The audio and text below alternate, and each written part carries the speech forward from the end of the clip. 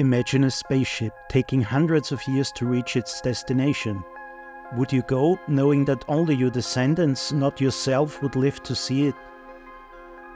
When would you start a project you will not see finished? Hello and welcome to a new episode of As Long as It Takes. This time I'll be using my real voice instead of an AI clone again, as many of you told me you would prefer that. Let's begin with the first project involving mysterious concrete blocks. A quiet little town in Germany called Wemding celebrated its 1200th anniversary in 1993. If you look at satellite images of this area, you will see a largely empty concrete base with 3 large concrete blocks, each measuring 1.2 by 1.2 by 1.8 meters and weighing 6.5 tons. The blocks are separated by gaps of half a block. This is because an artist had a fascinating idea to show the age of the town. He wanted to create an artwork that would take about the same amount of time to build. The first block was placed there during the celebration in 1993, the second block 10 years later in 2003, and the third block was placed in 2013. Now, 10 years later again, the fourth block will be set on September the 9th, 2023. When finished, the artwork should look like this, consisting of 120 concrete blocks. It will have taken 1,290 years to build, until its completion in the year 3183. Future generations will be allowed to use different materials depending on availability. It is called the Zeitpyramide or time pyramid. It's an amazingly simple idea that already shows our skewed perception of time and allows us to see this little town in a whole new light. Let's move on to our second project, which is nothing short of beautiful. Just outside Oslo, Norway, in the tranquil forest of Nordmarka, there are 1,000 trees that will become a library. A library full of books written by today's authors, but not for today's readers. Each spring, in a special public ceremony in the forest, an author hands over a manuscript. These texts will be stored and kept secret until the year 2114, when they will be written on paper made from these trees. Inside Oslo's new public library, there's a specially crafted room that you should enter barefoot. This room is home to the secrets of the project, preserving the names of contributing authors, etched on 100 handmade glass drawers with the year of their text. The room sits atop the library with its gaze directed towards the forest. Every aspect of the room, from the specialist handmade keys to the century-long lighting system, has been designed for preservation, security and longevity. The project is called Future Library. It's a statement on ecology, our interconnection with nature and our responsibility towards generations yet unborn. It challenges the short-sightedness of the present, reminding us that while 100 years may seem distant, it's close enough for us to face, comprehend, and act responsibly towards. It's like a literary time capsule, storing the intellectual and creative spirit of our era for future generations. Now we are approaching deep time.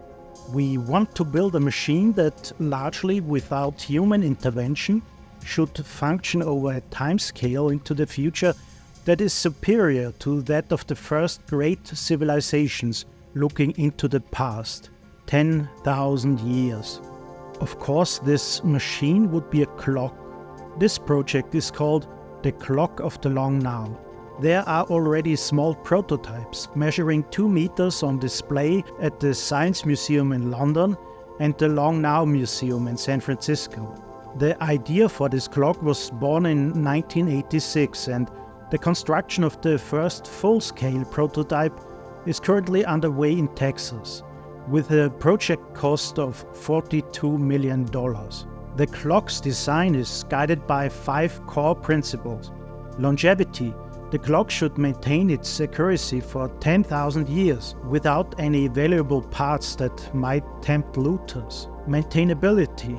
Future generations should be capable of maintaining the clock using Bronze Age tools and materials at most. Transparency, the clock's functionality should be understandable without the need for disassembly. Evolvability, the design should accommodate potential improvements over time. Scalability, the design should be tested and refined through the construction of smaller prototypes. Naturally, there are numerous discussions about how the clock will be powered, how it will display time, the materials involved, and so on. Additionally, there's a discussion about incorporating a chime that plays a different melody every time over 10,000 years. The final resting place of the clock will be Mount Washington near Ely, Nevada. Within the Basin National Park, the clock will be housed underground with a series of rooms carved into the white limestone cliffs. Interestingly, there are already trees outside the location that are 5,000 years old. Can human ingenuity match the longevity of biology? This project truly showcases our limitations when it comes to considering deep time. Now let's move on to our last project, which is located in Austria and has an open-ended time frame of maybe 1,000,000 years. Its purpose is to preserve a record of our time. The founder of this project understood that we currently live in an era where funny TikToks receive more attention than scientific papers, and misinformation is more appealing than valuable information. However, both will eventually vanish and cease to exist. This is especially true for digital information stored on hard disks, which are not built to last. Within a decade, the hard disks may fail, or an algorithm may determine that the information is no longer needed because nobody reads it. Without proper copies, the information will disappear. On the other hand, traditional information stored in books or microfilm can add another 100 years to its lifespan. We may remember the distant past, but the recent one becomes forgotten. In a sense, it is as if we suffer from global Alzheimer's. However, even books have limitations and won't last for 1,000 years. The oldest and most resilient information we have is carved into stone and on clay tablets. So why not imprint information onto durable ceramics and store them in a place that will remain unchanged for 1,000,000 years? This is the concept behind the Memory of Mankind project. These modern tablets are stored deep within the Hallstatt salt mine in Austria. All sorts of informations are welcome, as we have no idea who might read it in the future. Each contributor receives a ceramic token that serves as a guide to the archive's location and includes instructions for a gathering every 50 years. During these gatherings, the owners can determine whether humanity still understands the content of the archive or if further additions are needed. These tokens are designed to be passed down through generations. In a time when we consider a 5-year delay for the release of a game as significant, perhaps it's worth contemplating the initiation of larger projects, ones that we know we won't even finish ourselves, but that others will continue. In the past, people had no problem with this approach. Let me show you this image painted in 1499. It depicts the city of Cologne. Can you see the church in the center? That's the Cologne Cathedral.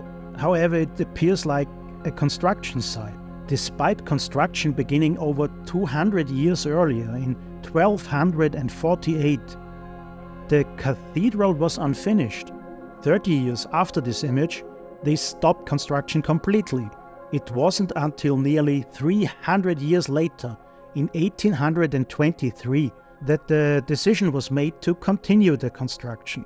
Finally, in 1880, the cathedral was completed. One could say that the entire project took 600 years. This serves as a reminder that while you may not finish something amazing in your lifetime, you can still be the starting point for something remarkable. I'm Mon1415 and the real world is incredible.